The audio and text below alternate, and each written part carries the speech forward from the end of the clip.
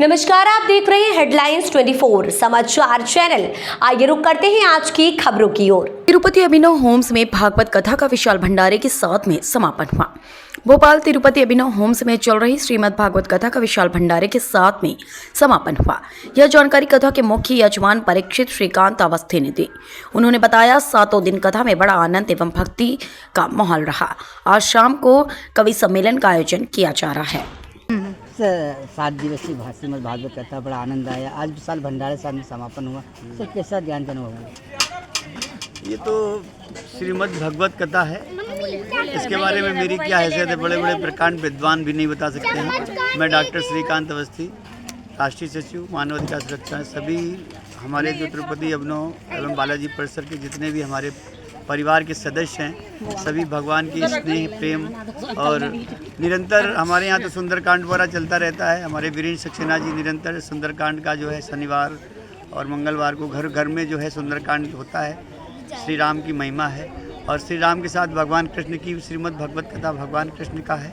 और हमारे सभी जो भोपाल वासी हैं, मीनाल से, तिरुपति अभिनव से, बालाजी परिसर, सभी ने भागवत कथा का आनंद लिया।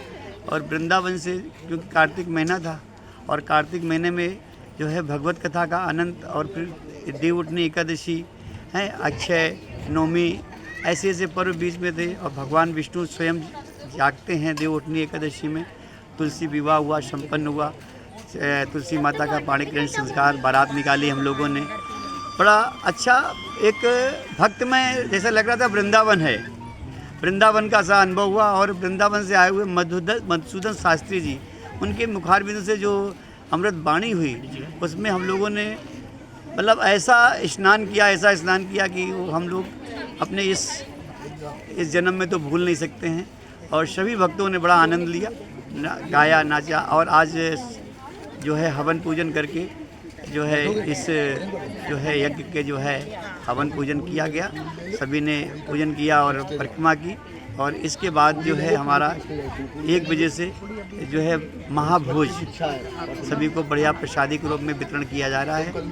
और जहाँ तक मेरी आवाज़ पहुँच रही है वो भी आएँ और भगवान का भोग ग्रहण करें। अब आगे हमारे वीरेंद्र सक्सेना जी, हमारे तिरुपति अभिनव के ये बहुत ही समाज सेवी और सभी के स्नेह प्रेमी, इनके मन में अनंत अगाध प्रेम है। कहते हैं कि ये तो प्रेम की बात है, उदो बंदगी मेरे बस की नहीं है। बड़े प्रेमी भी जीव हैं और सभी के प्रिय हैं तिरुपति अभिनव में। अब ये आगे की जो है आपको बताएंगे कि भगवत गीता से इन्होंने क्या ग्रहण किया। जय श्री राधे। कार्तिक माह में श्रीमद् भागवत कथा का जो पुण्य है वो बाकी माह के अलावा अलग ही पुण्य होता है।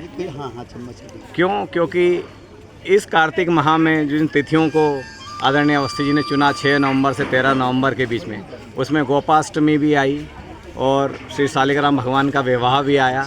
तो एक ये दिव्यता इसमें आ जाती है, एक कारण मिल जाता है।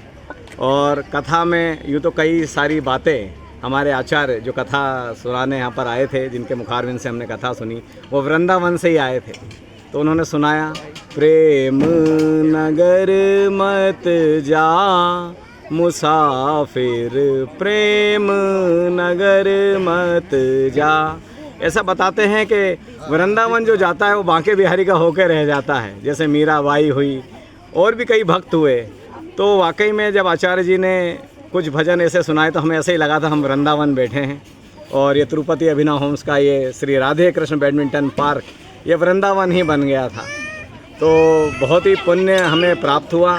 हवन, आज बड़ा दिव्य हवन हुआ और भोजन प्रसादी भंडारा चल रहा है। और कहते हैं ना, हरि की कथा तो ऐसी है कि हरि कथा हरि अनंत, हरि कथा अनंता, कहूँ सुनई सब बहुविधि सब संता।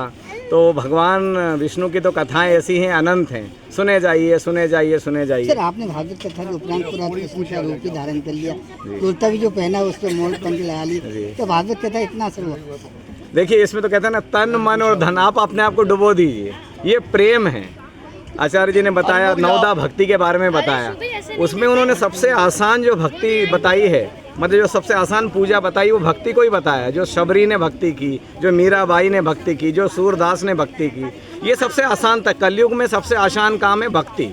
आपको तप नहीं पता है, आपको पूजा नहीं पता है, आपको नियम नहीं पता है, तो आप भक्ति में डूब जाइए। भक्ति निश्चल होती है, तब से बड़ी होती है। तो ये भी हमने वहाँ पे आचार्य जी के मुखारबिंद से सुना।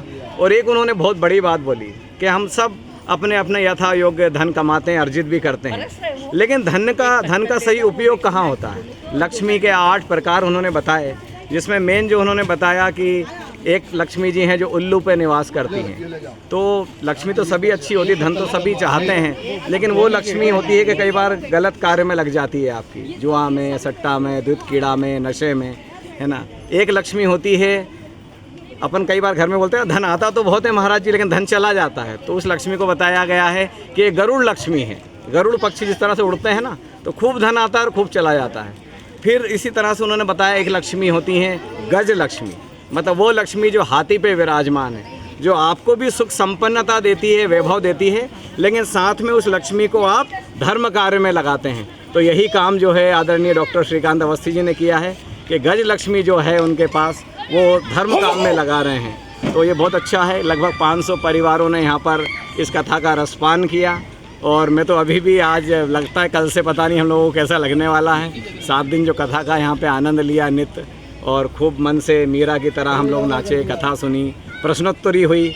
जैसे आज जो कथा थी उसके कल सवाल जवाब किए गए, तो उन सबको पुरस्कृत भी किया गया संस्था के माध्यम से, धर्म को बचाने के लिए। बच्चे भी सब सीखें, और जो कथा सुन रहे हैं वो अपने कान खोलकर सुने, मन सुन। तो एक नया अनुभव यहाँ पर रहा कि रोज़ यहाँ पर 4-5 प्रश्न जो हैं जो श्रोताओं से पूछे जा रहे थे, उनको शील्ड और ट्रॉफी दी जा रही थी। तो हर तरह से मतलब बहुत आनंदमय कार्यक्रम रहा, और बहुत बहुत आभार। और भगवान हम सब पे कृपा बनाए रखें, और हम सब जो हैं अपनी शिक्षा के साथ साथ धर्म को भी अपनाएं। कहते हैं कि धर्म की रक्षा आप करिए, धर्म आपकी रक्षा करेगा। जय जय राधा माधव। जय जय। फिलहाल के लिए इस खबर में इतना ही। बने रहे हेडलाइन 24 समाचार के साथ। नमस्कार। ऐसी खबरों में बने रहने के लिए हमारे चैनल को लाइक, सब्सक्राइब जरूर कीजिए।